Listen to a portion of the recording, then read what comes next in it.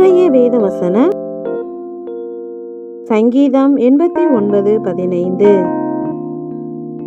கெம்பீர சத்தத்தை அறியும் ஜனங்கள் பாக்கியம் உள்ளவர்கள். கர்த்தாவே, அவர்கள் உம்முடைய முகத்தின் வெளிச்சத்தில் நடப்பார்கள். ஆமேன். கெம்பீர சத்தத்தை அறிந்தவர்கள் பாக்கியவான்களாக இருப்பார்கள். ஏனெனில் அவர்கள் இருளில் நடவாமல் தேவனுடைய முகத்தின் வெளிச்சத்தில் நடப்பார்கள்.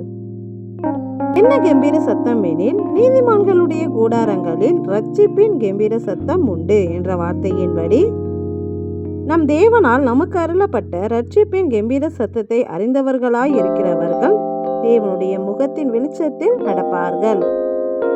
எனவே நாமும் இந்த இருளான வாழ்வில் இருந்து விடுதலையாகி வெளிச்சத்தை காண வேண்டும் என்றால் நம் கிறிஸ்து சிலுவையில் நமக்காக தந்த ரட்சிப்பை அறிந்து அந்த ரட்சிப்பின் மேல் விசுவாசம் உள்ளவர்களாக வாழ்வோம்.